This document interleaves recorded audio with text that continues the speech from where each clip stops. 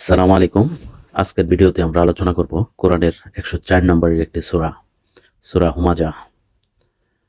আমরা এর অর্থ ব্যাখ্যা এবং এখানে আল্লাহ তাআলা আমাদেরকে কি বার্তা প্রদান করেছেন সে সম্পর্কে জানব।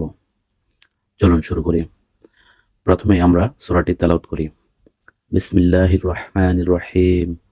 ওয়াইলুল লিকুল্লি হুমাজাতিল লুমাজা আল্লাযী জামাআ মা'আহু ওয়া'আদ্দাদা ইয়াহসাবু আন্না মা'আহু আখলাদা কাল্লা লা ইউনবাযান্না ফিল হুতামা ওয়া মা আদরাকা মাল হুতামা নারুল্লাহিল মুকাদা আল্লাতী তাত্তালিউ আলাল আফইদা ইন্নাহা আলাইহিম মু'সাদা ফি আমাদিন মুমাদ্দাদা।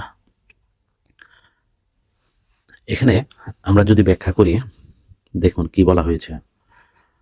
প্রথম অর্থ যে ওয়াইলুল লিকুল্লি হুমাজাতিল লুমাজা, ধ্বংস প্রত্যেক পরনিন্দাকারী ও দোষ অনুসন্ধানকারীর জন্য।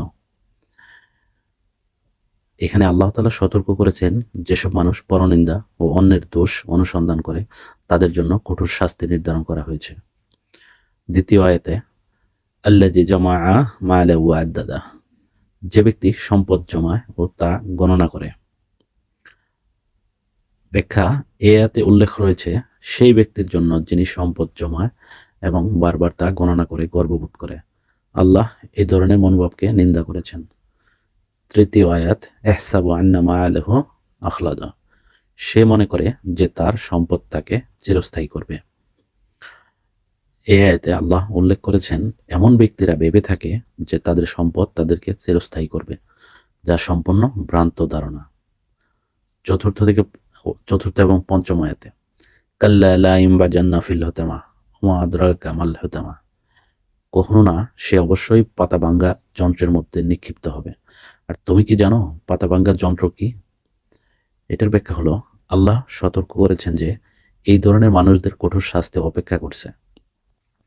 পাতা ভাঙ্গা যন্ত্র বা হুতামা হলো একটি ভয়ানক আগুন যা পাপীদের শাস্তি দেওয়ার জন্য প্রস্তাবিত। 6 থেকে 9 নম্বর আয়াতে কি বলা হয়েছে? নারুল্লাহিল মুকাদা আল্লাতী তাত্তালিউ আলাল আফইদা ইন্নাহা আলাইহিম মু'সাদা ফি আমাদিন মুমাদ্দাদা, তা আল্লাহর প্রজ্বলিত আগুন যা অন্তরে গভীরে পৌঁছবে। নিশ্চয় তা তাদের উপর বন্ধ করে দেওয়া হবে বর্ধিত স্তম্ভের মধ্যে। ব্যাখ্যা, এই আয়াতগুলোতে উল্লেখ রয়েছে যে পাপীদের শাস্তি হবে একটি প্রজ্বলিত আগুন যা তাদের অন্তরের গভীরে পৌঁছবে। এই আগুনের শাস্তি হবে অত্যন্ত কঠোর এবং তাদের জন্য নির্ধারিত।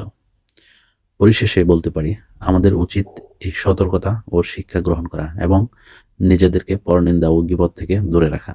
আল্লাহ আমাদের সবাইকে সৎ পথে চলার তৌফিক দান করুন এবং পাপ থেকে বাঁচান। আমিন।